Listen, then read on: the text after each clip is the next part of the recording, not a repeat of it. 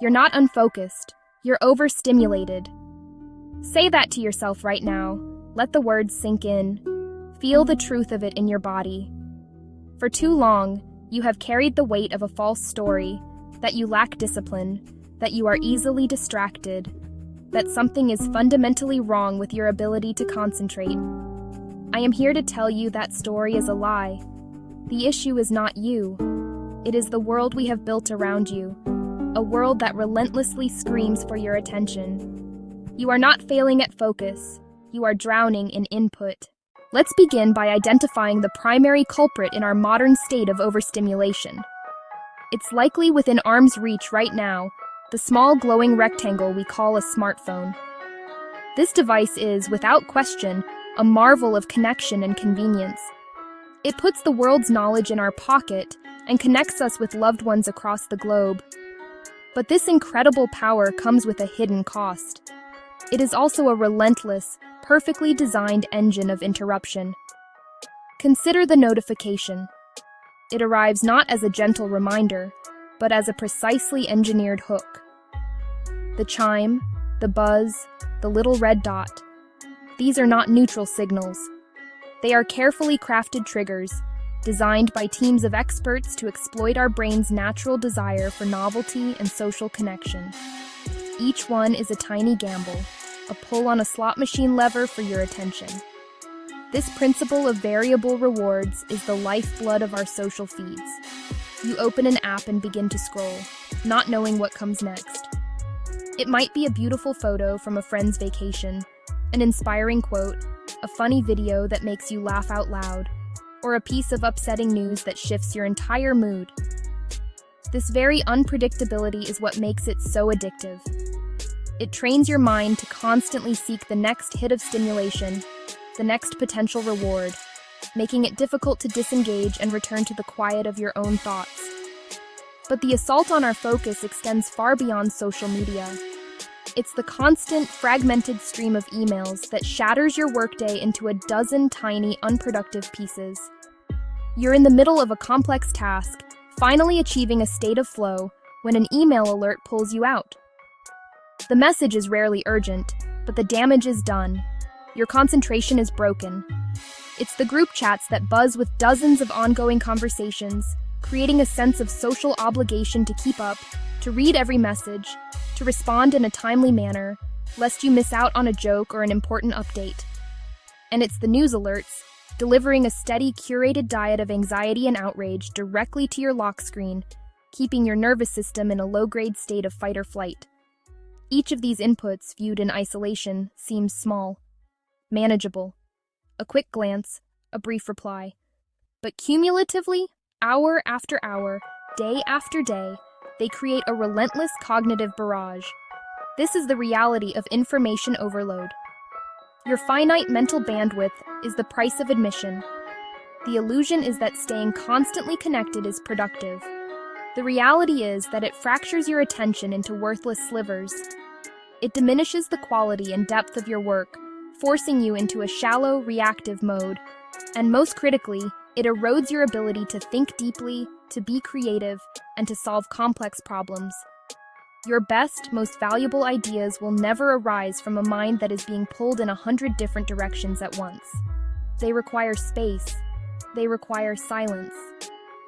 The first step, then, is to recognize your devices not just as passive tools, but as active sources of stimulation that must be managed with deliberate intention.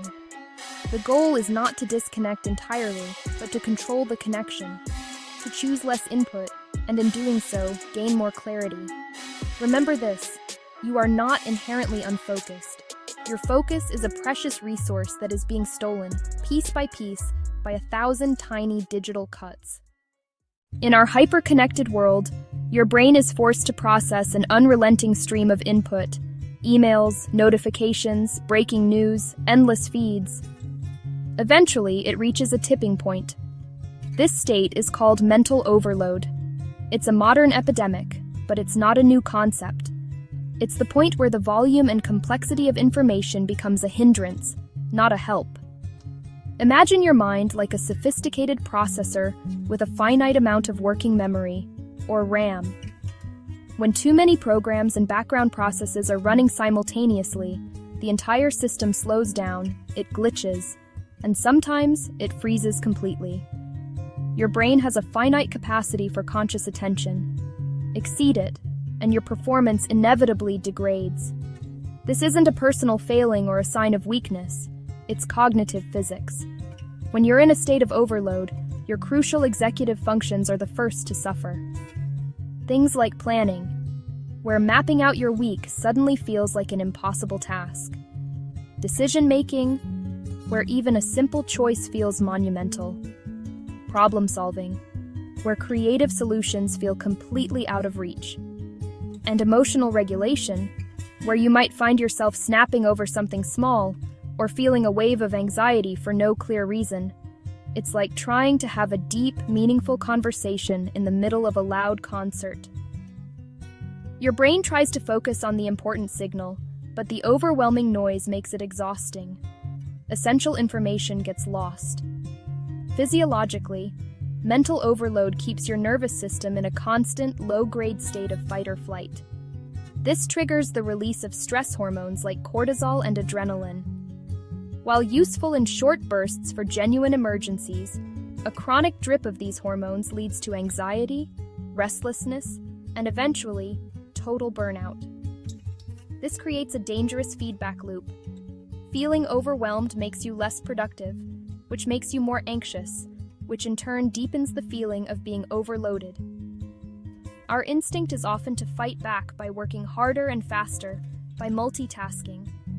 But this only fragments our attention further and deepens the overload. The key is not to push through the noise, but to consciously reduce the input that causes it in the first place. It's about giving your mind the silence and space it needs to function at its best. Recognizing this pattern is the first, most crucial step to reclaiming your focus and your peace. The solution, while simple in concept, requires a deliberate commitment.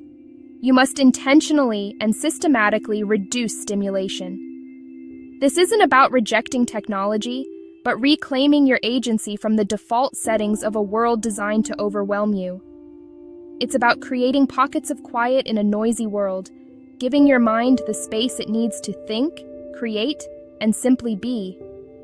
The most powerful place to begin is your morning. The first hour of your day is a blank slate, and how you fill it sets the tone for everything that follows. Commit to this one rule: no screens for the first 60 minutes after you wake. No email, no news, no social media. This single act prevents the reactive, chaotic energy of the outside world from dictating your internal state. Instead, engage your senses with a simple, grounding ritual. Make a beautiful cup of coffee or a calming tea. Pay attention to the process, the sound of the water, the aroma, the warmth of the mug in your hands. Then, for just a few minutes, sit, simply breathe. You don't need a complex meditation practice. Just be present with your breath, allowing your mind to settle. With this newfound clarity, take out a notebook and write down your 3 most important tasks for the day. This screen-free sanctuary protects your focus and ensures you start your day with intention, not distraction. Now, extend this protection to your entire day. Go into your phone and computer settings and turn off all non-essential notifications. Every banner, badge, and sound is a potential thief of your attention. Be ruthless. If it's not truly urgent, silence it. Use your device's do not disturb or focus modes liberally. Schedule them to turn on automatically during your deep work hours. Create a digital environment that serves you. Close your inbox. Close your messaging apps. The world can wait. To truly reclaim your focus, embrace time blocking. Set a physical timer. The tactile nature of it is more powerful than a digital one, for 45, 60, or even 90 minutes. During this block, dedicate your entire being to a single high-priority task. This is your deep work sprint. When the timer rings, honor the break. Don't just switch to another screen. Stand up. Take a 15-minute break to stretch, walk around, or sip a glass of water. This rhythm of intense focus, followed by deliberate rest, is far more productive and sustainable than a constant state of semi-distraction. This sprint and rest cycle beats the cognitive cost of constant interruptions every time. Curate your information diet as carefully as you curate your diet. Be ruthless. Unsubscribe from unread newsletters.